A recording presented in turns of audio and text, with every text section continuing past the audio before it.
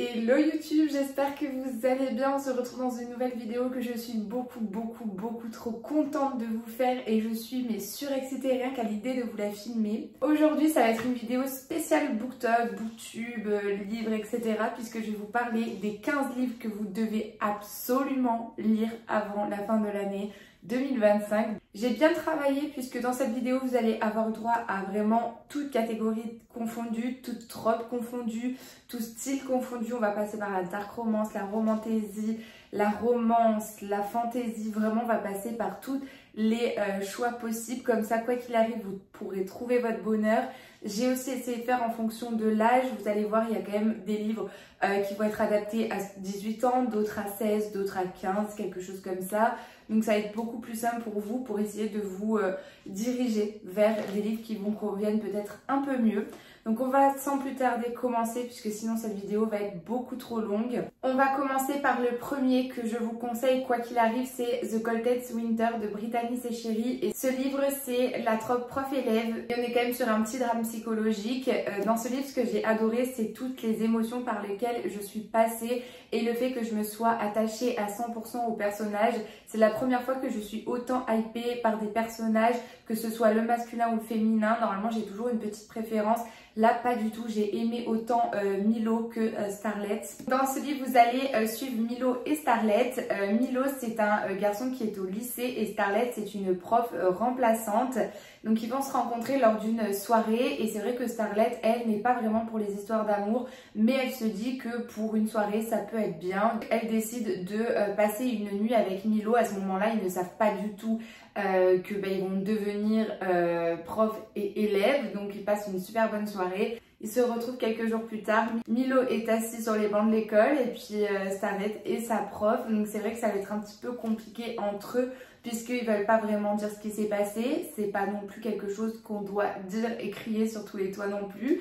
Milo a des gros problèmes puisqu'il a quand même vécu des tragédies dans sa vie et donc le directeur de l'école qui est son oncle décide de demander à Starlet d'être sa prof particulière puisque Milo galère à l'école, donc ils vont devoir automatiquement se rapprocher, passer du temps ensemble. Le problème c'est que leurs émotions prennent le dessus et la soirée qui devait être une soirée sans lendemain c'est finalement développée puisque chacun s'est rendu compte que ils avaient peut-être plus que juste une soirée.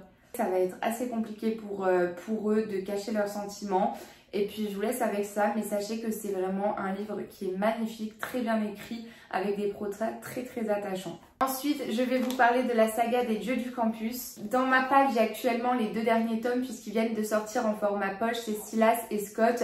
Honnêtement, je vais pas vous faire forcément un résumé sur toute cette saga puisque on parle quand même de romance universitaire, donc ça retourne quand même toujours à la même chose. Mais sachez que dans pas mal de des tomes, c'est quand même des drames psychologiques puisque chacun a vécu ou vit un moment pas facile dans leur vie. J'ai vraiment tout adoré dans ces romans. On est sur des relations MM sur 3 des tomes et MF sur 3 des autres tomes.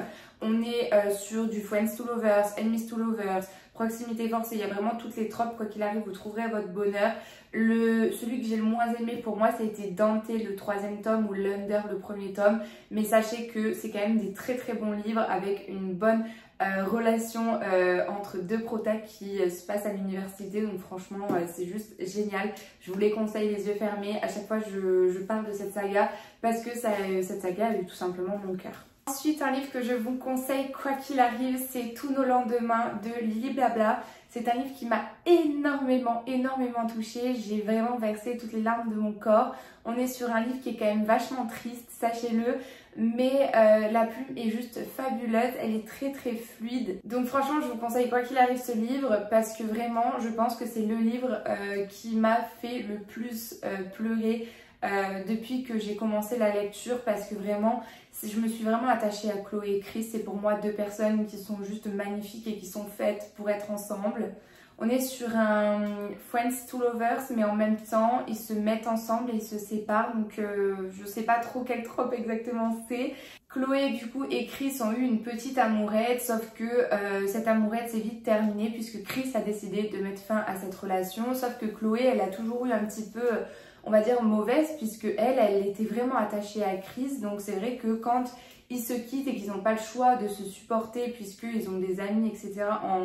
en commun, en fait ils n'arrivent pas à supporter tout ça. Sauf qu'un jour Chloé va se retrouver à la rue et elle va se faire aider par Chris, puisque Chris lui demande gentiment de venir habiter avec lui. Elle accepte puisqu'elle n'a pas le choix, sinon elle va vraiment finir dans la rue. Et donc on est sur une proximité forcée et une cohabitation forcée. Au début c'est un peu compliqué, mais vous vous doutez bien, ça reste une histoire d'amour, donc il va y avoir quand même pas mal de rebondissements. C'est très beau, c'est juste très beau, la relation est très saine. Chris était vraiment un boyfriend parfait. Vraiment j'ai tout aimé dans ce livre, donc je vous conseille les yeux fermés. Ensuite on va parler d'un autre livre, c'est une dark romance, donc attention, pas avant 18 ans. Sachez que je vous ai mis de toute façon l'âge des livres depuis tout à l'heure. C'est vrai que j'ai un peu oublié de vous prévenir de l'âge, mais pour Hooked c'est pas avant 18 ans puisqu'on est sur une dark romance. C'est une dark romance soft, mais ça reste une dark romance, donc faites attention à vous. Ce livre a eu mon cœur puisque c'est la première dark romance que j'ai lue. Ça a été une dark romance que j'ai aimée de tout mon cœur. J'ai assez hésité à vous mettre Sidéris, je vous le mettrai juste là. Je ne vous ai pas mis Sidéris tout simplement parce que il n'est plus édité, et donc je préfère peut-être vous mettre un livre qui est édité encore, malgré le fait que Sidéris est une dark romance incroyable avec un plot twist mais juste fou. Vraiment c'est pour moi l'un des meilleurs plot twists dans une dark romance. Dans Hooked, c'est le premier tome du saga qui s'appelle Never After. C'est une saga qui est inspirée de contes comme par exemple La Belle et la Bête, Peter Pan. Donc c'est inspiré, sauf que c'est beaucoup plus dark puisque c'est une dark romance. Dans ce livre, vous allez suivre James qui veut se venger à tout prix d'un homme. Cet homme, c'est Peter Michaels, et pour ça, il va se rapprocher de la fille de Peter, donc Wendy. Il voit un moyen de réussir en fait à détruire Peter, sauf que quand il la rencontre, c'est vrai qu'il a de suite cette alchimie et il ne le comprend pas vraiment, mais il cherche pas à comprendre et il se dit non, je dois me venger.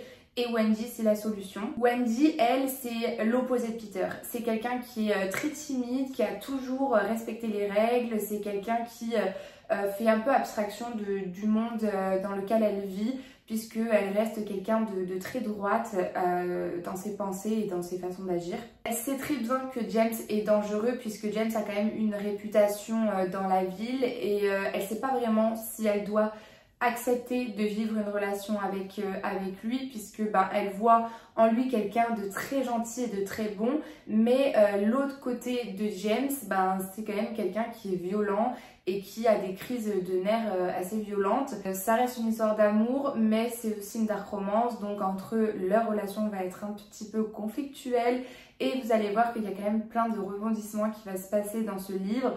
C'est pour moi une très bonne dark romance pour commencer la dark romance, parce que c'est quand même assez soft comme je vous disais. C'est un peu, je le mets un peu comme Valentina, c'est deux romances qui sont quand même assez soft, des dark romances assez soft en tout cas.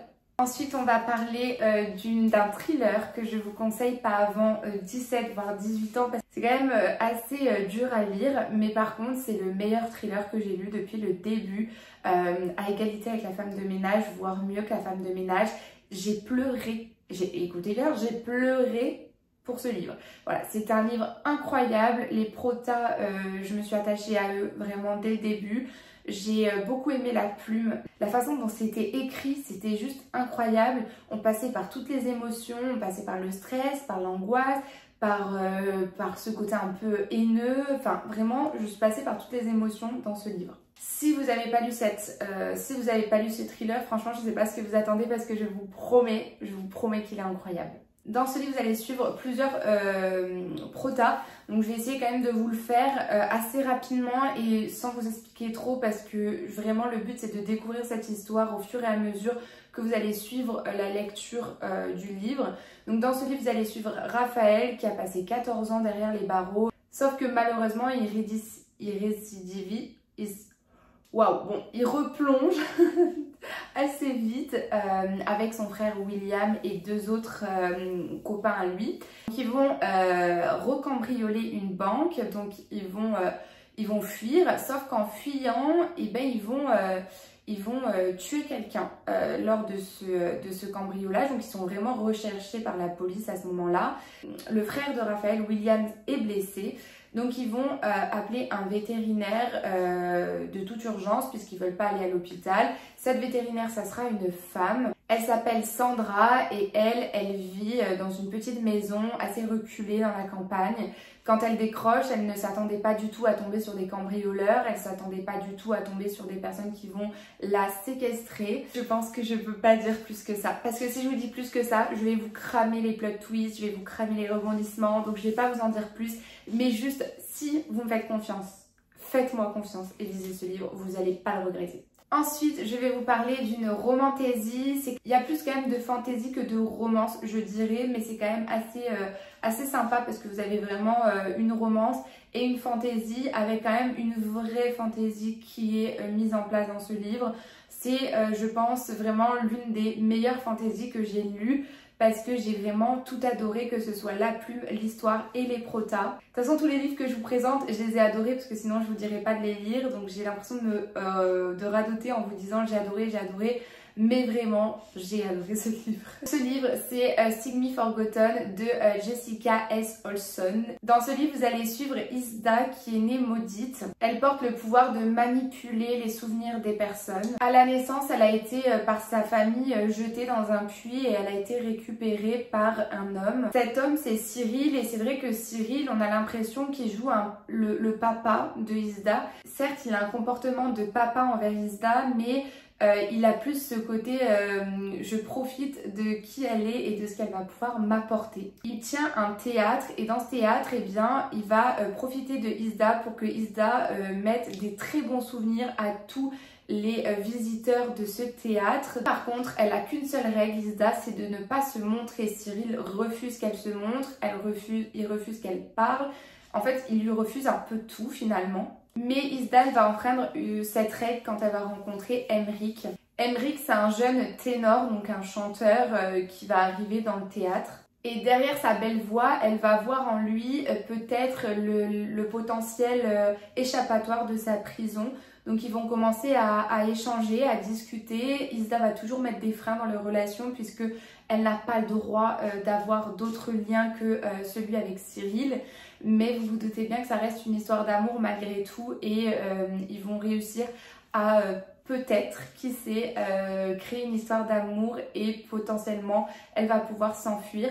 Moi j'en dis pas plus, mais sachez qu'il y a un énorme plot twist dans ce livre que je n'ai pas vu venir.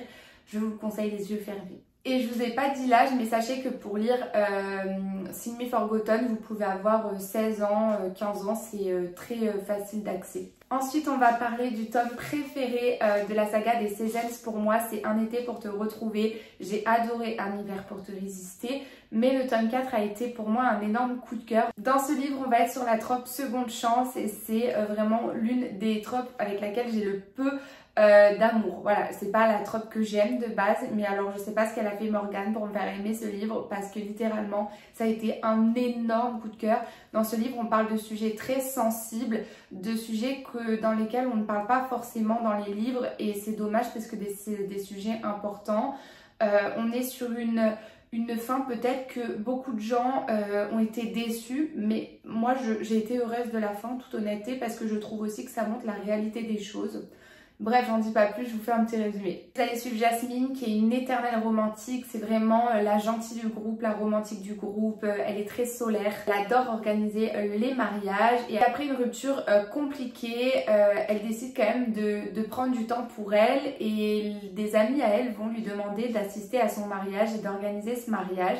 Mais elle sait très bien que son ex, Andrea, sera là et elle a peur un petit peu de voir comment les choses vont se développer entre eux. Est-ce qu'elle va être encore amoureuse? Est-ce qu'elle va vouloir reconstruire quelque chose? Ou à l'inverse, est-ce qu'elle va le détester? On ne sait pas trop. À l'inverse, Andrea, lui, il a un seul regret, c'est d'avoir laissé échapper Jasmine. Il se rend compte finalement qu'il l'aimait de tout son cœur et qu'il aimerait la récupérer. Donc c'est pour ça qu'on est sur une trope seconde chance puisqu'il va tout faire pour essayer de la récupérer pendant ce séjour.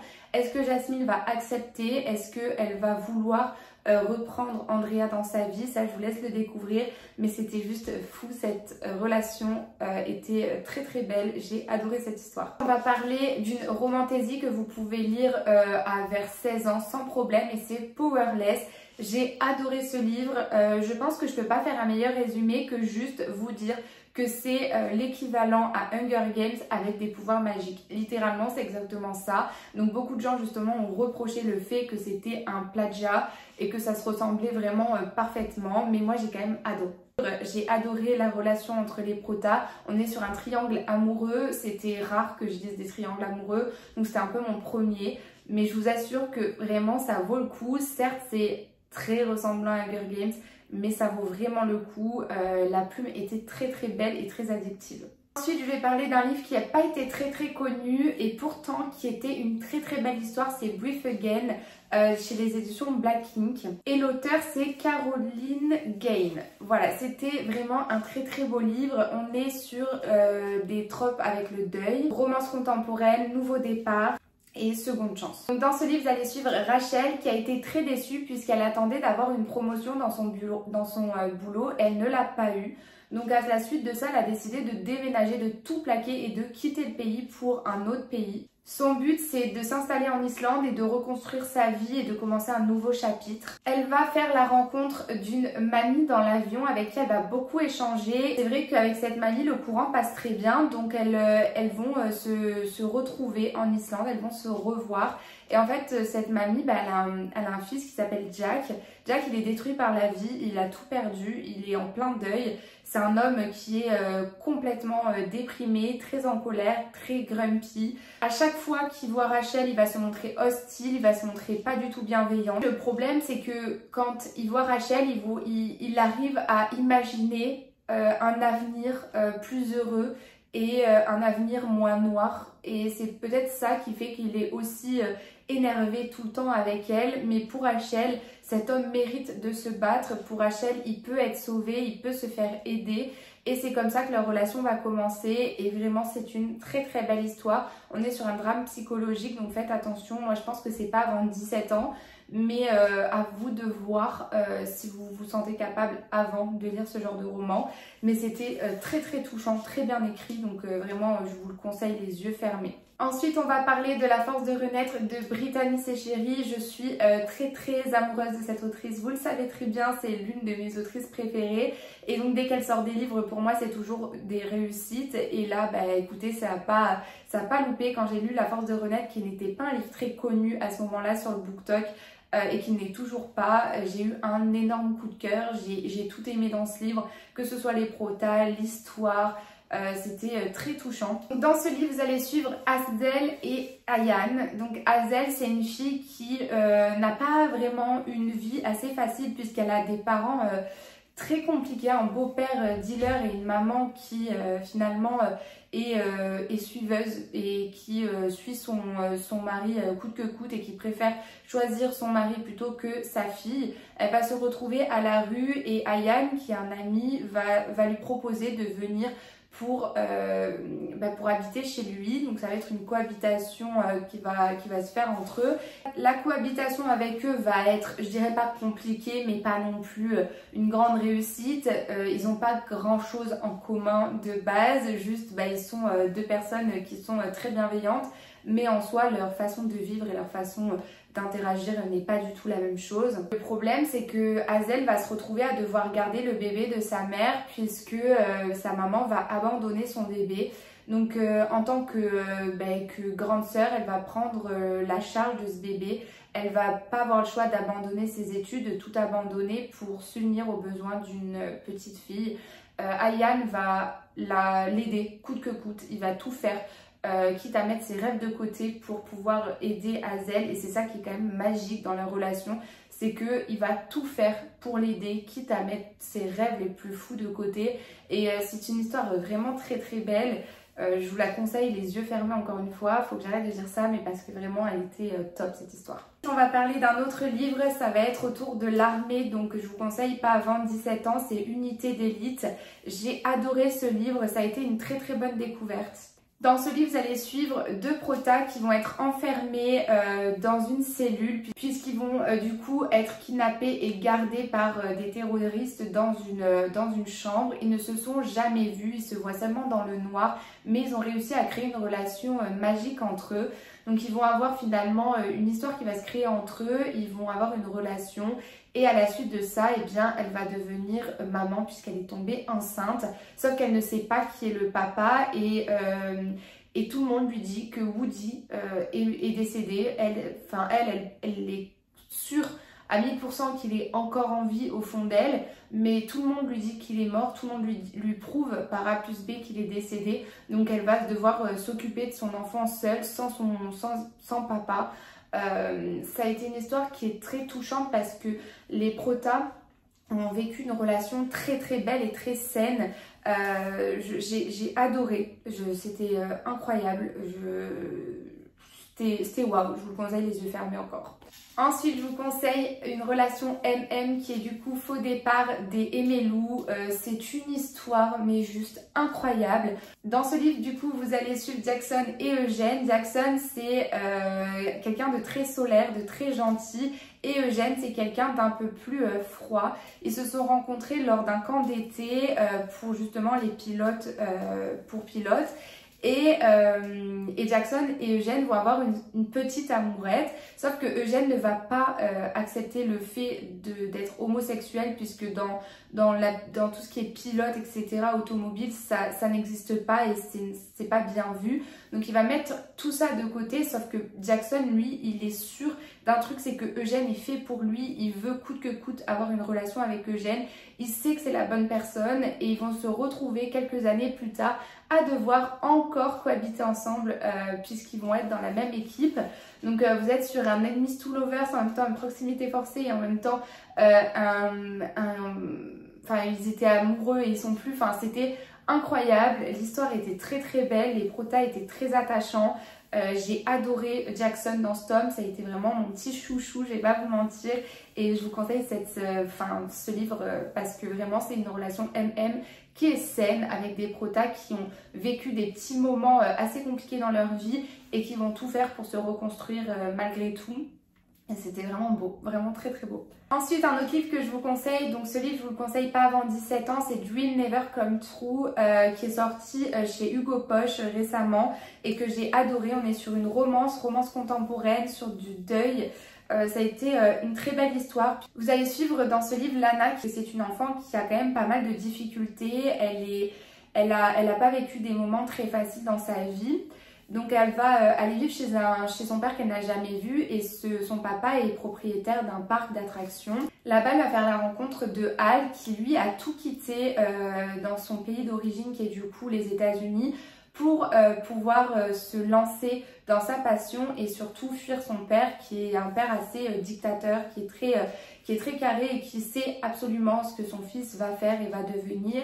Hal, lui, a d'autres ambitions dans sa vie, donc il va vraiment laisser son père, sa vie aux États-Unis et partir en France. Entre Hal et Lana, ça va être de suite une évidence. Ils vont très vite, très bien s'entendre. Ils vont très vite vouloir passer du temps ensemble et se confier sur leur vie.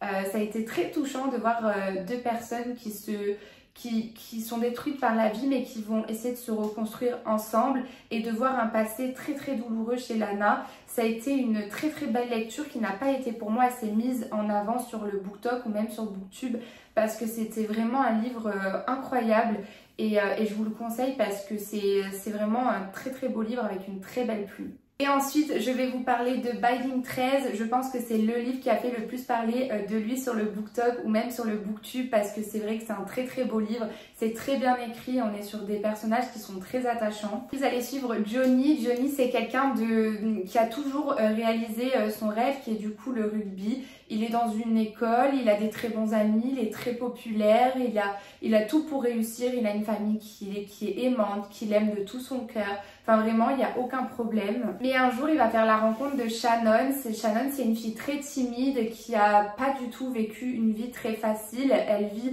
dans un conflit familial très important. Elle a un père qui la bat, elle a une maman qui est pas du tout présente dans sa vie.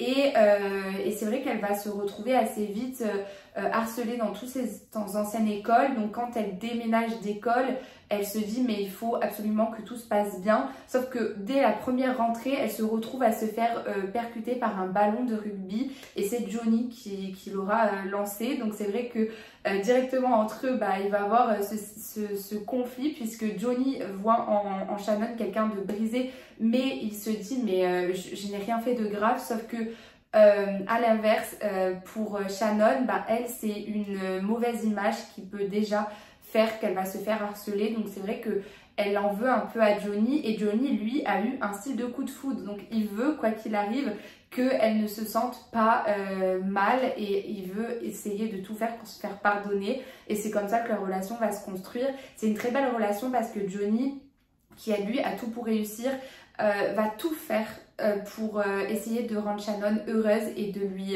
montrer que la vie peut être beaucoup plus belle quand on fait confiance aux gens et qu'on donne la possibilité de rentrer dans sa vie. C'était magnifique, très bien écrit. J'avais peur, moi, le fait que ce se passe dans une école, parce que je me suis dit c'est des protas jeunes, ils ont 16 ans, et en fait ça veut rien dire, puisque vraiment je me suis attachée à 100% au personnage.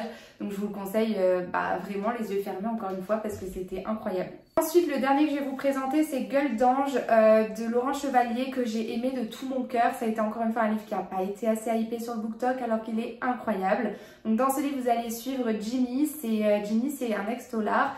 Il sort de prison, il a envie de se reconstruire sa vie, de la reconstruire correctement et sans embûches. Et vous allez suivre Anna, qui elle est une amoureuse de l'amour, qui est très solaire, très gentille. Vraiment, elle est incroyable, cette fille. Elle est très timide aussi. Ils vont se rencontrer puisqu'ils vont être dans le même camping. Anna va vite ressentir quelque chose pour Jimmy. Elle ne sait pas comment l'expliquer, mais elle va ressentir quelque chose. Et Jimmy, lui, ne peut pas montrer ses sentiments pour elle, puisque lui, il voit juste en fait le fait que Anna est timide, Anna est joyeuse, et il ne veut pas lui apporter tout le mal que son ancienne vie pourrait lui apporter. Donc dans le milieu de Jimmy, donc de Gueule d'ange, puisqu'on le surnomme Gueule d'ange, c'est impossible d'avoir des relations amoureuses, et encore plus avec des personnes aussi saines que Anna.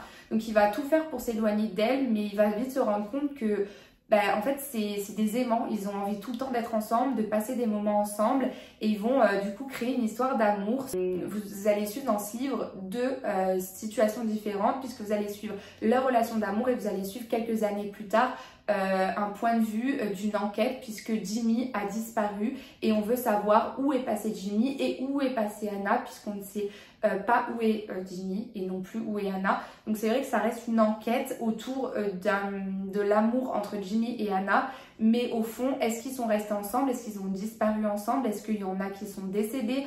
On va suivre en fait cette enquête, et c'était une très belle histoire avec des protas encore une fois magnifiques que j'ai adoré. C'est un livre coup de cœur que je vous conseille quoi qu'il arrive.